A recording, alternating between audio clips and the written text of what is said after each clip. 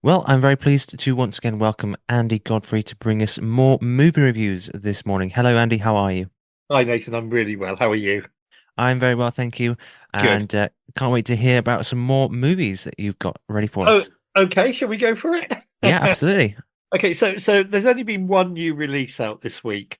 And what tends to happen, Nathan, is when a big film comes out, other studios look at that and they think, we're going to hold back our big films until the excitement for this new one has died down. So quite often you'll get a week, particularly in the summer, where just one film comes out because everybody thinks this is going to be the big one. And Mm. the other film companies think there's no point in releasing our films because we'll just lose out. Everybody's going to go and see the other one. So they hold back their film. So the only film that's come out this week, brand new, in cinemas is a film called Alien Romulus. You weren't even born when the first Alien film came out back in 1979, but I remember going to see it in the cinema. It was an experience. I mean, I will never forget seeing Alien for the very first time. It was shocking. It was horrific. It was a science fiction film, but it was really good. It's been in my all-time top 10, as people who've read my book will know.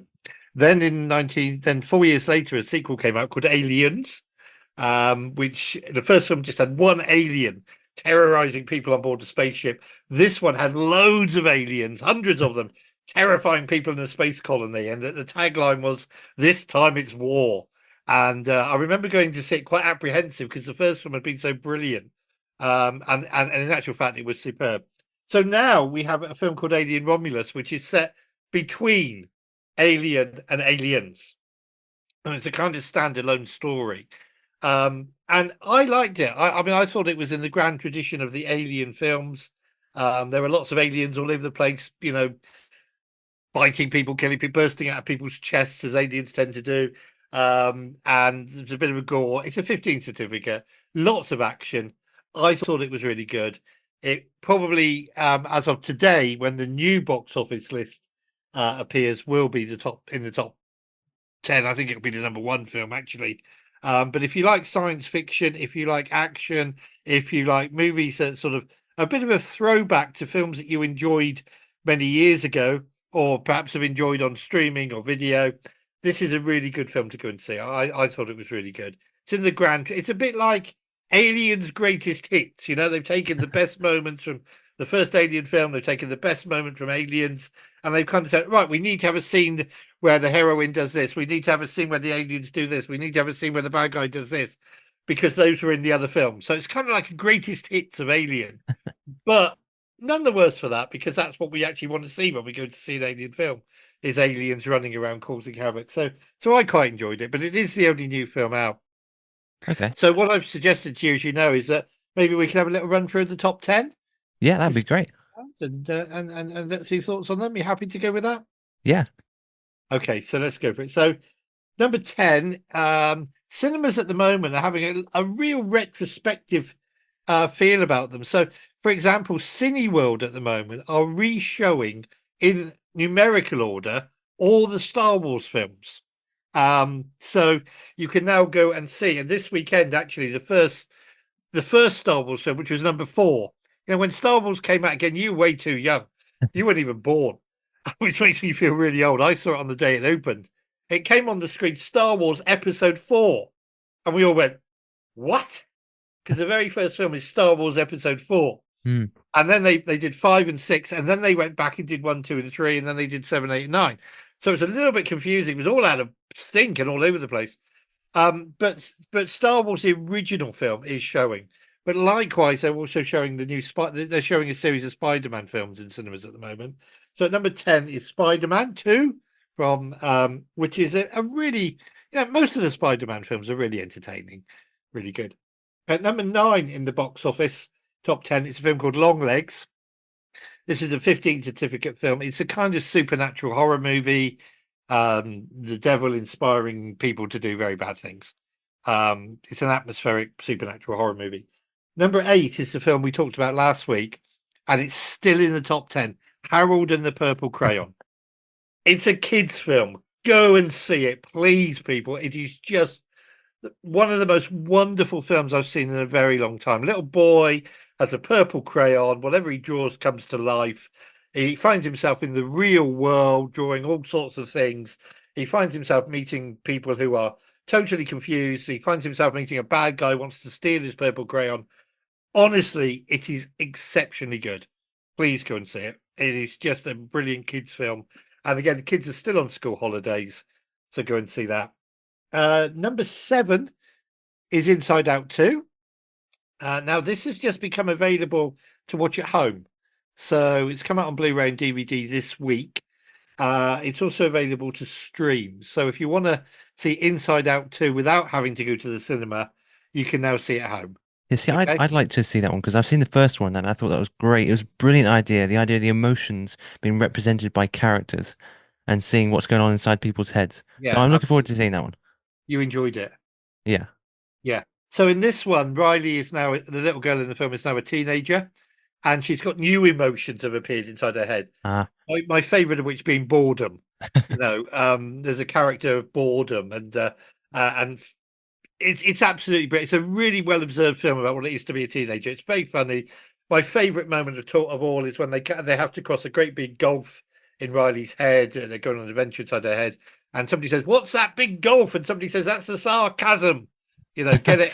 It's Yeah. just honestly, but it's now available to watch at home, to rent at home, Nathan. So you should be able to see it. I look forward to your thoughts on it. Yeah. If you get to see it, that'd be good. We can talk about it. Number 6 is Twisters, which does what it says on the tin. There are twisters going off all over the place. People, for some reason that I couldn't fathom out, chasing into storms, putting themselves in the way of these twisters and then running away from them. There's a twister, let's run towards it. Oh, it's coming towards us, let's run away. It's a really high energy film. I didn't think it was that great, but the special effects are really good. Number 5 is the film again we talked about last week, Borderlands, which is a science fiction fantasy based on a video game. Group of guys, misfit ragbag people, go off to an alien world looking for treasure. Bad guys are chasing them. They've got a robot with them called Claptrap. Sums up the film. I mean, say no more. The robot's called Claptrap. Sums up the film. Okay.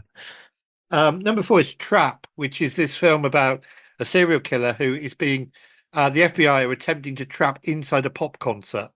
And I think I said to you, the first hour of the film is really good as we Mm. see him trying to escape from the concert. Really tense, really good. He does eventually escape. I'm not going to tell you how. And it goes downhill from there. It all becomes fairly pedestrian and fairly predictable. And it's interesting. I was listening to my friend Mark Kermode, who's probably the nation's favourite film critic, most known film critic in the country. And he said exactly the same thing. He said he loved the first hour and then thought it went downhill. So I thought, yes, Mark, is it a case of me agreeing with Mark or Mark agreeing with me? I never quite know. But there you go. Despicable Me 4 is at number 3. Now, I love the Minions. I mean, I just love the Minions. There are not enough Minions in this film. We need another Minions movie. There's a great part where one of the Minions gets strapped inside a food dispensing machine and he's eating the crisps and drinking the cans of drink, and the others having great fun at his expense, and he's getting fatter and he can't get out of the slot at the bottom. Really, really good fun. Number 2 is Deadpool and Wolverine, which I think I said to you is smashy action, crashy, bangy, loud, Mm. blood-soaked, innuendo-filled, irreverent film. It does have some very funny moments, but it's a 15 certificate. And then number 1. Now, I didn't expect this to get to number 1. I will be honest with you, Nathan. If you'd said to me, will this film get to number 1 in the box office? I would have said no, but it's taken over £4 million. £4 million. It's a film called It Ends With Us, and it's based on a best-selling book from a few years ago. It's a romantic melodrama. So we meet a young girl teenage girl who falls in love with a boy. They have a relationship, but then they move away. They get separated. They don't see each other. Years later, she's now married to somebody else. And they go into a restaurant and they discover that her first love is the manager of this restaurant. And the love is rekindled. But of course, she's married. And her husband, how should we put this, is the jealous type. In fact, it turns out he's got not only has he got a bad temper, but he turns out to be a wife beater. And he starts to think that maybe his wife is being attracted to her old love again and she's going to leave him, and violence ensues. It's over 2 hours long. It's too long, I mean, I sat there watching it thinking, get on with the story because there's lots of montages, where we sort of see her reflecting on her past, and I don't know, Taylor Swift is singing or somebody, and there's lots of kind of musical montage. Cut those out, make it an hour and a half. You've got a really good, tight, taut story. But obviously, people disagree with me because it's number one in the box office. I think probably because the book was, sold millions of copies and was an international bestseller. I get a feeling that that is why this is doing so well. I mean, the performances are great, the the production values are great, but I personally sat there looking at my watch, thinking, "Get on with it! I want to find out how this ends. I want to find out if she goes off with her old love or does she stay with her husband? What happens? I want to know." You're just delaying things for the sake of it by showing me all these thoughtful musical montages where memories are relived and all the rest of it. Several scenes are repeated several times. Obviously, as I say, a lot of people disagree with me, but it's called It Ends With Us. It's an interesting romantic melodrama, and it's number one in the box office. And I would not genuinely have predicted that it would knock Deadpool and Wolverine off, a film like that. But maybe it did. Maybe it's because it's the summer, and um, older people like going to the cinema. This might be a film that's appealed to them, but it's definitely appealed to people who read the book for sure. Yeah. Yeah, I suppose in Venice, oftentimes, if a film is based on a book, how the popularity of the book can largely influence the popularity of the film. Because if people like the book, there's a good chance they'll want to go and see the film. Absolutely, and I can't blame them. I haven't read the book. I mean, and often there are sometimes people come out and say, "Well, that was a really good adaptation." Other times there are changes that have been made. I mean, I enjoyed. It's a load of absolute nonsense, but I enjoyed the book, The Da Vinci Code. But they changed the ending in the film, and I came out really disappointed. There are other films I've seen based on books that I've really enjoyed that I think are really great. There are other films, they changed the ending of Lord of the Rings. Mm. I mean, the Lord of the Rings right at the end, they changed the ending from the book. So, I mean, my favorite incident of this, you might know that there's a film called Jesus, which was produced in this country by the Bible Society. It's based on Luke's Gospel. And it's been seen by more people than any other film in the history of the world. And this film, Jesus, says based on Luke's Gospel. We had a project when I was living in Bury St Edmunds some years ago, where we showed it. We persuaded the local cinema to show this film 3 times a day on screen one. Wow. And it's a long story short, but we did this. We had ministers from the town speaking before each showing, including myself. And it was a great project, and we actually ran it for 2 weeks because it was so successful. And I always remember one little old lady coming out, and I said to her, "Did you enjoy the film, my dear?" And she said, "Yeah, but it's not as good as the book." Yeah, that's great. Yeah, so It's so true. I mean, I mean, I'm often surprised just how many films seem to have been based on a book. Often, I what times I watch a film, and right at the end, it will say based on a novel, and I think, oh, I never knew that. yeah, that's right. Yeah, yeah. I mean, these days, of course, we've got films, as we said, based on video games. We've got Yeah. films based on all sorts of things. But I mean, yes, of course, novels are always going to provide, the basis for books. I mean, Jaws is probably the most famous example of all. Jaws was an international bestseller, the novel, and in fact, the author of Jaws appears in the film. He plays a TV reporter, standing on the beach reporting about the shark. So yeah, I mean, of course, books are always going to provide the basis, and if a book has been successful, so much the better. So Mm. yeah, so this film is doing really, really well. As I say, I got a little bit bored, but I've got friends again in my film world who went to see it and really enjoyed it. I just thought, get on with it. I'm getting a bit bored with all these musical montages Mm. where she sits and she reflects and the song plays, and I don't need that. Fast forward. If I was watching it at home, I'd be fast forwarding for those bits. But of course, you can't do that in the cinema. Yeah. Well, that's very interesting to hear about the top 10. It's quite a mix, and it's Yeah. surprising to see where different films have ended up on the top 10. Yeah, I mean, I'm so thrilled that Harold and the Purple Crayon is still hanging on in there. I Yeah. mean, I really genuinely am. As I say, it's a kids' film, but this 62-year-old grumpy old bloke absolutely loved it to bits, and I'm just so thrilled that it really is hanging on there. We've got some new films out this weekend. Mm. So in selected cinemas, Talking of the Bible, there's a new musical animation of Noah's Ark, which I've seen. Interesting. It's aimed at kids. It's great fun. I mean, Noah's Ark, between you and me and whoever happens to be listening, is actually, if you think about it, quite a horrific story. Mm. We're talking about the population. It's not the nice little cute kids Kind of story. apocalyptic, really. Exactly. But they've made a nice, cute kids' little film, which I really enjoyed. So look out for that. And again, that might be one to take kids to this weekend. Just search your listings for Noah's Ark the musical. So that's out. There's also a film coming out this weekend called, now I've got to pronounce this correctly because this is a Spanish film, Cadeo Blanco. Cadeo Blanco, Cadejo Blanco.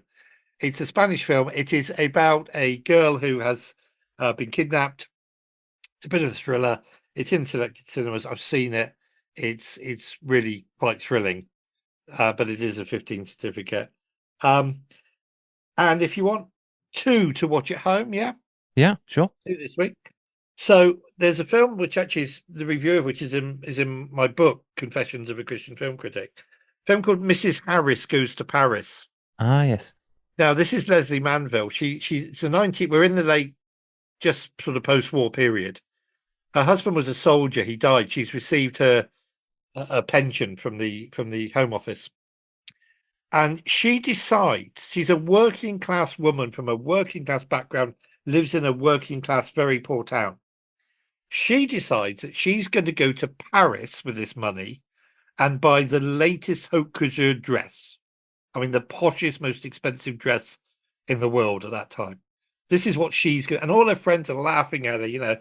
What do you think you're going off to Paris for? You're just an ordinary housewife, a widow. You live in a tiny little rundown house in a tiny little rundown street in a tiny little rundown city. What, you're not, you can't get, and she does. And she storms into this incredibly posh dress shop in Paris and takes them by storm.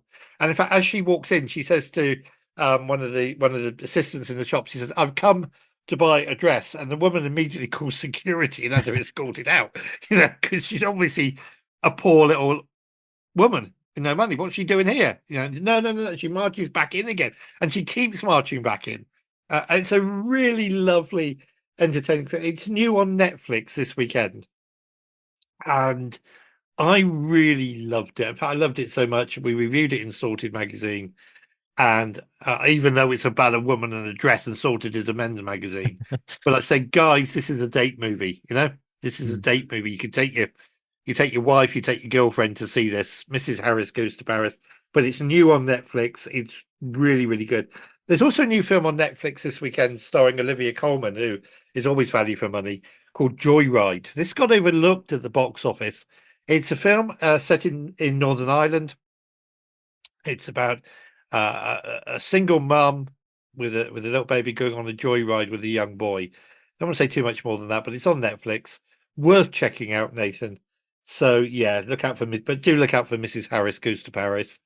And if it's on at a cinema near you, take the kids to see the new Noah's Ark musical animation film, because it's good fun, and it does have a message as well. Mm. They haven't skipped on really kind of the aspect of why the flood happened. Mm. So That's good. those are the films for this week, I think. Yeah. Excellent. Well, thanks so much, Andy. Some good films to watch over the weekend, and nice to hear about some of the top 10 in the box office at the moment. Yes.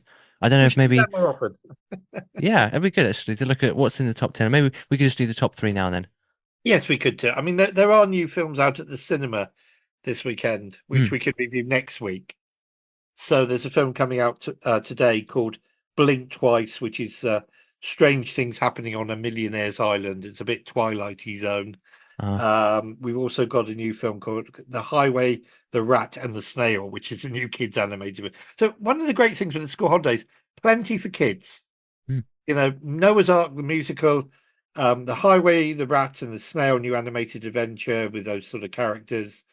And I'm going to say it again because I want people to go and say Harold and the Purple Crown.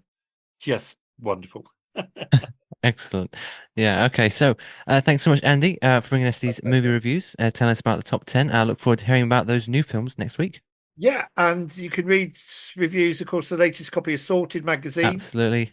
is out, and I know Steve Legg is on Pure 247. Continue to pray for our editor and our great friend Steve Legg with his ongoing battle with cancer. And people listening, just mention the name Steve Legg in your prayers. Yes, Yeah. absolutely. Well, thanks so much, Andy. I'll see you next time. Thanks, Nathan. God bless you. God bless Pure. Did you know Pure 24/7 Radio has a shop? Well, we do. You can buy merchandise while supporting the work that we do here. Simply head over to www.pure247radio.org/shop. That's www.pure247radio.org/shop.